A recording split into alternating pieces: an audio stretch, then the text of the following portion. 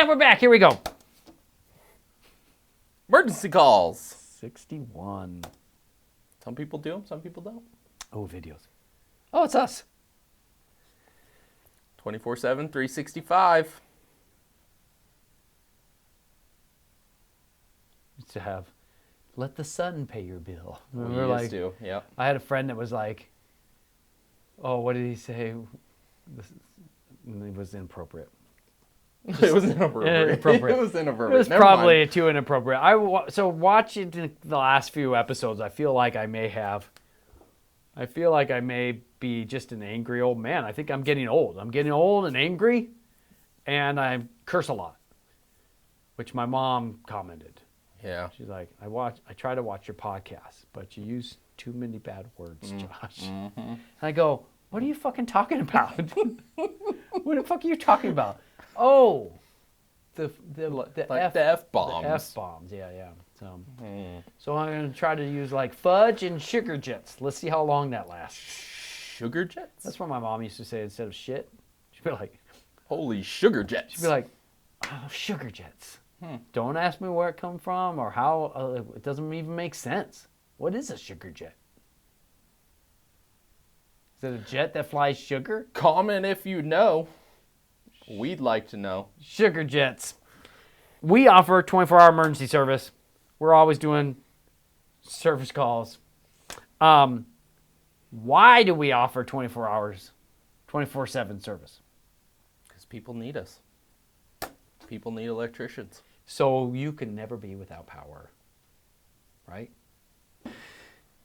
Well, I mean, we would like to say like service guys are the Navy SEALs, right? Navy Or SEALs, the yep. special ops, right? Like if you're not willing to get out of bed in the middle of the night when your client calls you, they're not going to call you during business hours. And do anything, right? And do anything to make sure their jobs get done.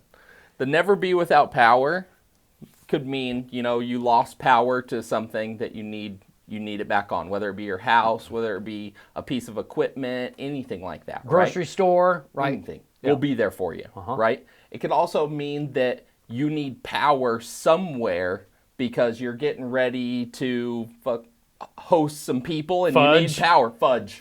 You're going to fudge something? You're fudging? You're creating some fudge? You're getting ready to host a party and you need power somewhere. Fudge. Right? Right. We don't determine what someone's emergency call is. The customer determines that. Right. And that's an important thing to talk about too. Like let's back it up and take a few of those likes out. I feel like my almost 15-year-old daughter is rubbing off on me because I just heard myself say like this. Leave that all in. We're good. That's all Fudge. stays in. Sugar jets. So there's been how many times has the electrician on call in the past been like, and a lot of these people don't work for us anymore because they couldn't get on to the same values as us, right? So Right. like our values determine everything in our business. So 100%. when a client calls us, or the technician would be like, hey, he said he needed it today because he's throwing a party that he's been planning for a year, and the party's on Saturday, but he wants to do some testing. I don't know. That doesn't sound like an emergency call to me. He should have thought about this 6 months ago. No. Right. Or No. Or hey, I've got a really important client, and I'd like to get this done tomorrow. It's not an emergency today, but I need it tomorrow. And maybe it's not an emergency, but it's going to be an emergency visit for us because we've already got tomorrow booked. So that may be an emergency for us. Like we have to take it for us. Mm-hmm. Still, they're emergency. Like, give me another example. Somebody calls us in the middle of the night. Let's go with grocery store. Grocery store calls us in the middle of the night. It says something's not working. Their meat grinder, they need it sometime in the morning, right? Right. They need the meat grinder back sometime in the morning. We're just going to get out there. Let's get out there. Let's fucking fix their meat grinder so they don't have to worry. They need it by 6 o'clock in the morning. You show up at 5 and find out it's a bigger fucking problem, right? Fudge. Fudge. It's a bigger fudging problem. It's a fudge problem. In the meat department, fudge doesn't fit. We're going to get out there. We're going to get out there regardless and make sure that it's fixed by the time the customer needs it, because that's what we do. Right. Right. No, and it's not up to us to decide if it's an emergency or not. No. We charge a premium for emergency service. We charge a premium, as we should, as everybody else does. So if you think something's an emergency and I have to pull my tech off of another job, then I've got to charge you more. Because one, we have to reschedule things, we have to move some stuff around. Half of our emergencies are during the day. And then we struggle with having to tell another client, hey, we got an emergency, we got to pull off. Yep. Then sometimes that client goes, well, what's the emergency? Why did they get preference? So there's a lot of juggling on emergency calls. 100%. Typically, if we have a day scheduled and your emergency comes in, we usually just shift it to the afternoon after our regular day's been done, if it's possible, right? Or we come back to the client that we put off, right? So we say, I'm going to leave your job for an emergency, but as soon as that emergency's done, we're coming back and we're going to work till it's done. Yep. Like, that's just how it goes. The emergency pays a premium. How do we offer 24-hour service? We have an on-call tech. We pick up the phone. Yep. Our values drive everything we do here. We're in business to help the consumer, to help the community, to help the client. 100%. I created this business to give myself freedom, and I wanted to have a different culture than I have ever experienced before in working for contractors. And contractors, some of them have no culture at all. Some of them have the wrong culture. I've worked for contractors that their culture was to get as much out of the client as possible. Yeah. Take advantage of everything.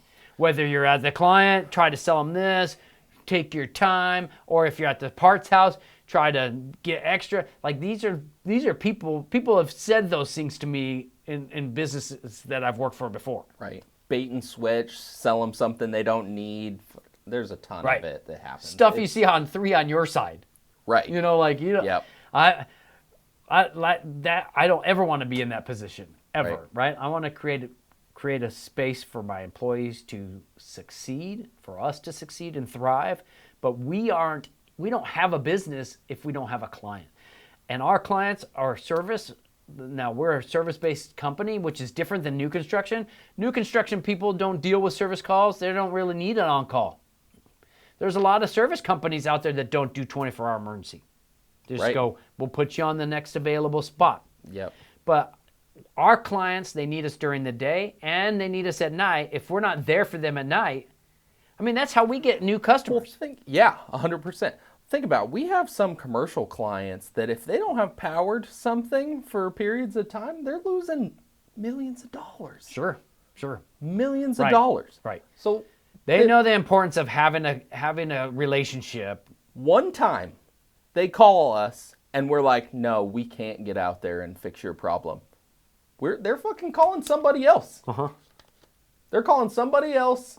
They're definitely not going to wait. So they're calling somebody else and we just lost a client. Right. And I've gained multiple clients because they called their electrician, they weren't able to get to him. So they call us, we come in there, and we happen to do a better job at whatever it is that they did. You know, whether it's our process, the way we troubleshoot, the way we communicate, the way, you know, the job process itself, like all the steps that we put in place to try to be consistent across the board. Right. The way that our invoices look or the way our presentation is, whatever it may be, our values ends up being better than what they had before. And they would never have known that if that guy answered the phone or showed up. Yep. That's how we get our customers. That's how we keep them. Yep. And if we're not there for them, why would they use us during the day? Like, why?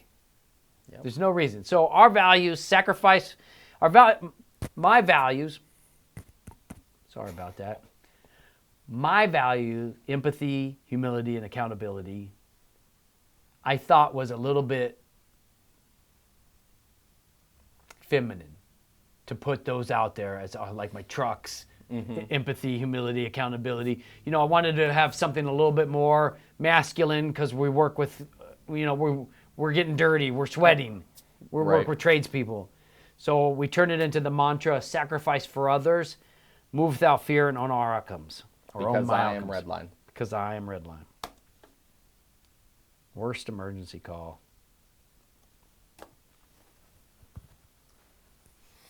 For me, the worst emergency call is when the emergency call phone rings and it doesn't get answered. Like that to me is a nightmare. Like, I'm not saying that happens, right? But like for me, like that's the worst emergency call, the one that doesn't get picked up. Okay. You know what I mean? Like that just really. I took it as the worst emergency call I've been on. No, right? I'm sure that's exactly right. But I'm putting it this way, like sugar jets, fudge. It'd be a fudge factory if that phone didn't get answered. You know what I mean? Yeah. Like, yep. That's the worst. That's one of them. But go ahead. I've got a couple stories, but we'll give a couple. You want me to go first? No, Fine. I can go first. I got an emergency call in the middle of the night, as they are. Right. The middle of the night. This was a long time ago, and I ended up having to go to this. I don't know what it was. A mosque. It was some kind of religious living quarters. Okay. I don't know. It was like out in Glendale or something. Careful. I'm just joking.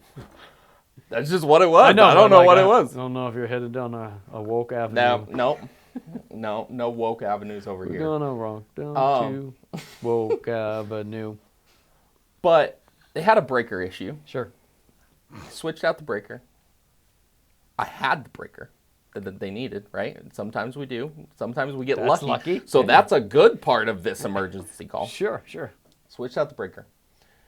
And everything turned on. Everything's good now. It wouldn't turn on before. And when I went to collect, wrote up my invoice, everything went to collect, they were like, I could have done that.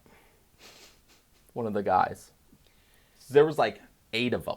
There was like 8 of them at this point, right? It was like the one guy that actually called us out, the guy who was getting money ready. Yep. Right? And then there's all the guys standing around. And they're like, we could have done that. Okay. But I came, I did it, I figured out what the problem was, right? And then they like surrounded me. And there's like 7 or 8 of these guys around me, all like mad. Really? That I came out in the middle of the night, replaced their breaker so that they could have power for, I don't even know what it was feeding, so that they could have their power back. Wow. Right? And the guy, like the main guy, got the cash out. He paid cash. He handed it to me and he goes, you need to get out of here. That's fucking crazy. I was like, what the fuck is going fudge? What the fudge is going on over here? Sugar jets. Yeah, that's crazy. You just get in your truck and fucking haul ass. Yeah, I just left. Yeah, it's depending on part of town. Like I'll carry, I got a concealed weapon permit. Right. But that's. I do now. But because there are some places we go that are just rough. yeah, Shouldn't have been. It was a religious institution. Like what the hell's happening there? Like Baghdad, Arizona, I had someone threaten to stab me when I was in the parking lot in broad daylight. Like, right. Oh, those are awful. So I got the one. Like I've got a couple. So for me, I've been called out twice when I'm celebrating my birthday with friends. Like that's happened. That's a bother. It is what it is. One day it was Thanksgiving. I got called out. yeah, It's like those holidays are always right? They're always crappy. But you gotta do it. We were at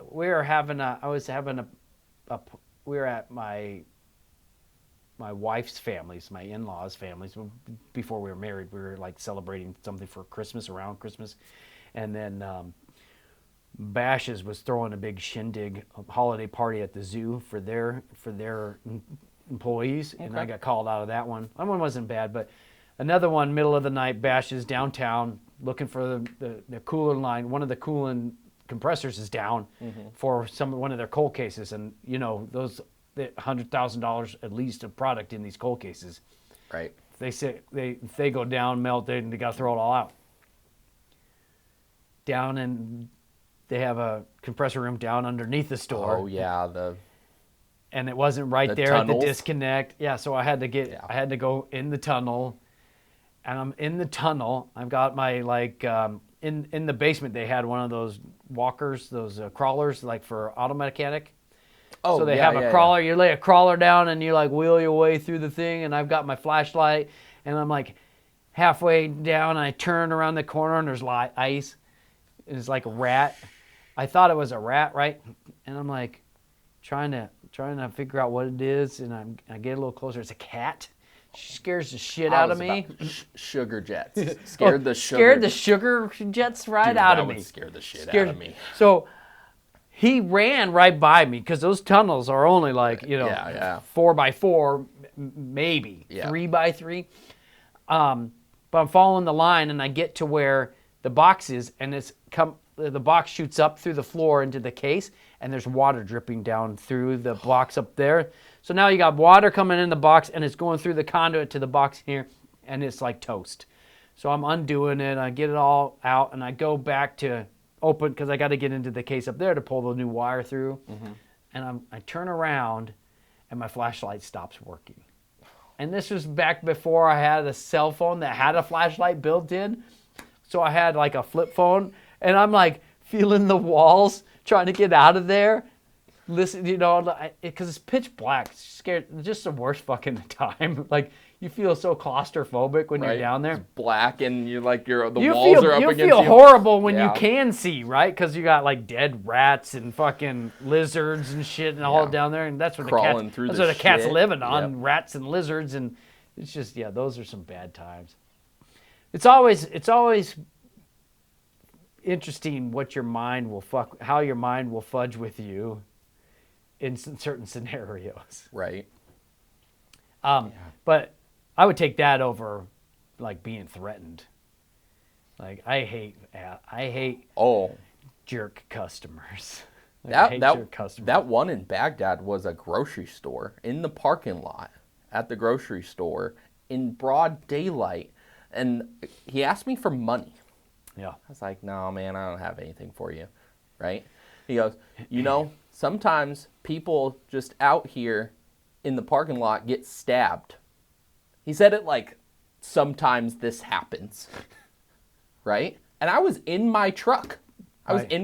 So all I did was pull out a fucking hammer. Right. I was in my tool bag. Like sometimes At least- people get hit with a hammer And- for asking people for money around here. As soon as I turned around and I had my fucking hammer, he goes, I was just kidding. Like, dude, get the hell away from me. Right. Yeah, fucking hate people asking for money. It reminds my dad early, I was young, and this stuck with me because we're down his shop. He used to work for Streech, and his shop was like downtown, homeless. Like it was a bad area. Stopped at Circle K, got out to get something, and I was an apprentice, right? Like I was young because I was, high school dropout. Guy came over, was like, hey guys, can you give me some money, this and that? And he's like, listen, bud, I don't have anything, no. And he's like, he asked me, and I'm like, no. And then he's like, then he turned back to my dad, was like, hey, come on, man, you got to do it. And he just squared off to him and was like, what the fuck did I just say? The answer's no. Yeah.